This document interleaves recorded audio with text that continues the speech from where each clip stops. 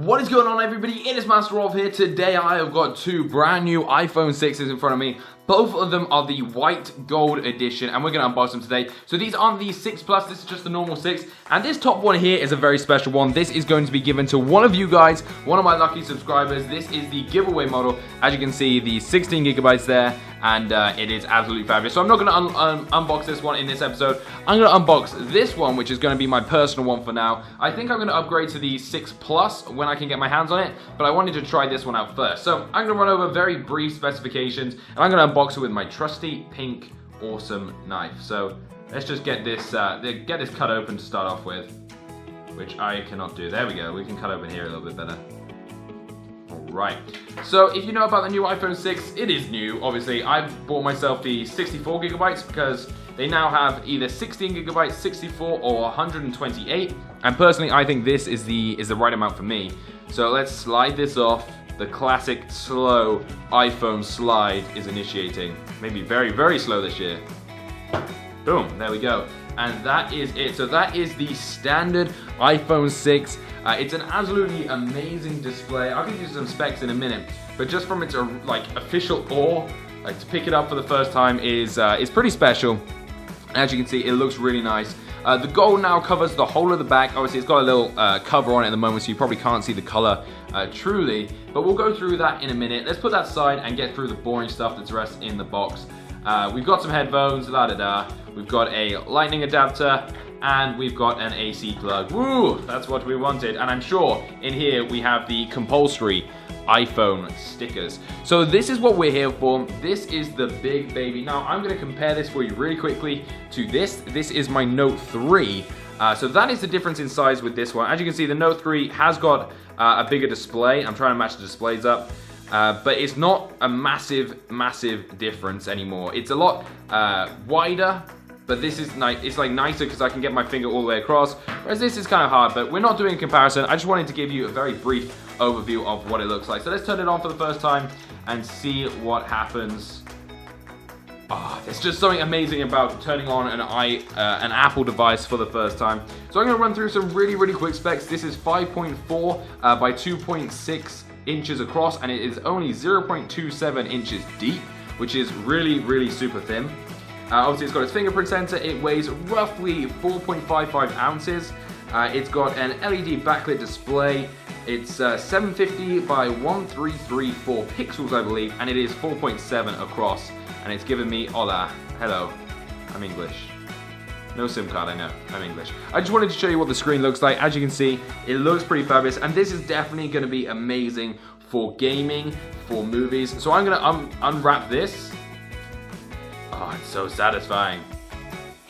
And there we have it. And I'm going to do a little close-up of this for you, just so you can get like a really good view of what it looks like up front. So you have the fingerprint sensor down here at the bottom with a lovely like gold ring around it. Then you have kind of a curved edge. So the edge is nicely curved. It's not too curvy. It actually fits in your hand all right. I heard some people say, oh, it's too thin. But personally, I don't seem to be having a problem with it. At the bottom, you've got your headphone jack, lightning port, and speaker. It's a shame it's still not front-facing speakers, but what are you going to do? And then on the back here, it's got the really nice gold color. And instead of having these two bits, which were last time, which were just white, they have now put the gold on there as well. So it looks pretty cool, I think, in gold. It's not a complete gold color, as you can probably tell. It's kind of a silvery gold. It's like a metallic gold. And at the top, we've also got the camera, which actually protrudes a little bit away from the body, if you can see there. See if I can get that in focus. Focus. No, I don't want to focus. You can see that that's actually protruding a really tiny bit out of the body, which may cause for a little bit of off-play when you put it down, but not too bad at all. Anyway, guys, that is a really quick unboxing and overview of the iPhone 6. This is the 64 model, 64 gigabytes in gold. Again, I have got this one to give away, so check out my channel for more information. This is another iPhone, but this one's a 16 gigabytes, and this is all thanks to my sponsors, Free My Apps. So that is it, guys. I hope you enjoyed the episode. If you did, make sure you hit a thumbs up for the new iPhone 6. I'll make sure to do an iPhone 6 Plus one when I get it. But until the next episode, guys, thank you so much for watching, and peace out. What's going on? So in today's video, we're going to be unboxing the iPhone 6 Plus, and I'm going to give you a couple of my first impressions on the device. So let's get started.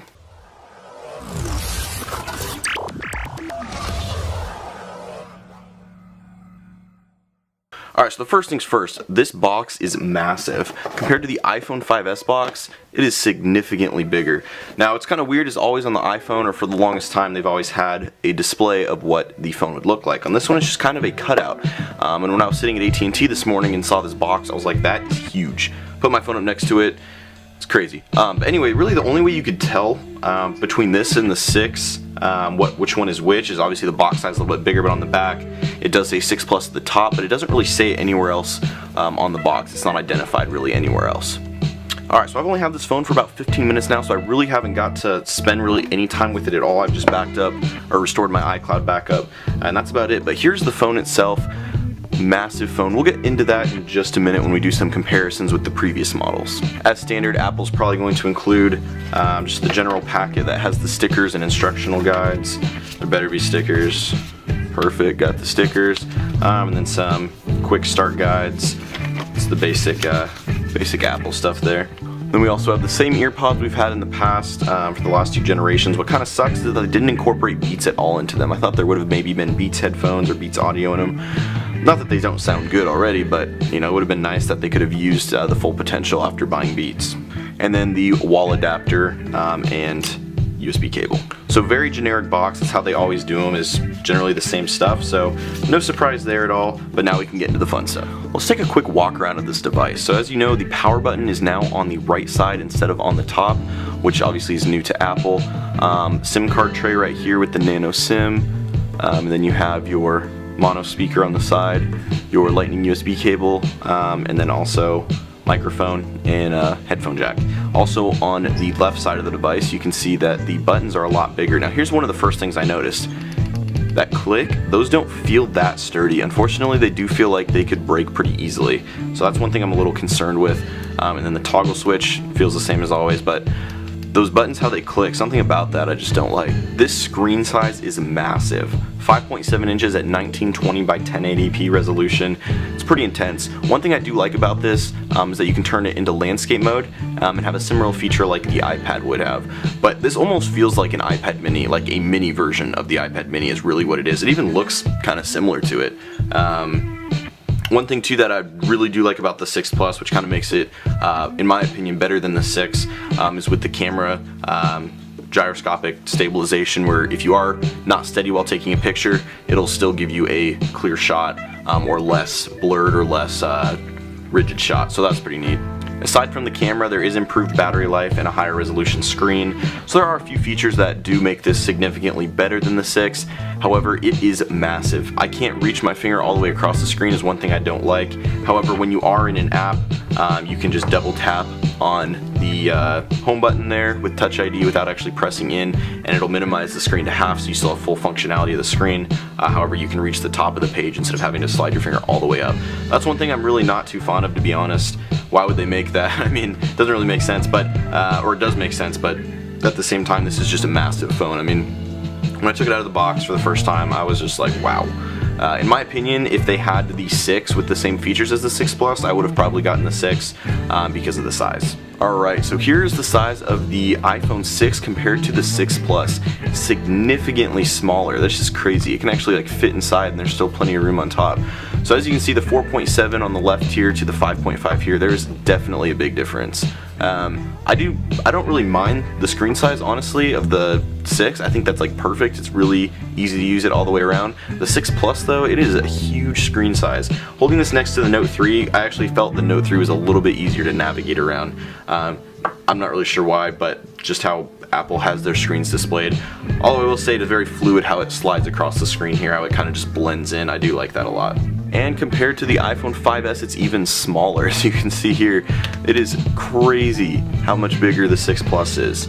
I do love my iPhone 5S. This is just a mock-up right here, but I do love the iPhone 5S. It's a really good phone. I did actually end up trading it in because AT&T is giving some pretty good deals right now. So if you have AT&T looking to get a 6 or 6 Plus, you can almost get it for free depending what size you need.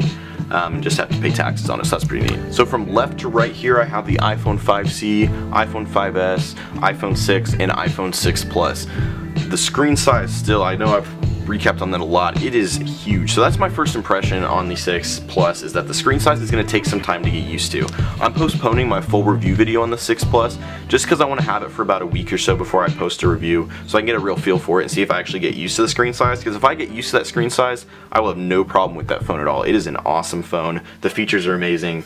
The screen is so crisp. I mean, it just looks awesome. So really excited to do this review, but like I said, it'll probably be about a week before I have my full posted review. But if you like this first impression and unboxing video, please give it a thumbs up and subscribe. Helps me out a lot.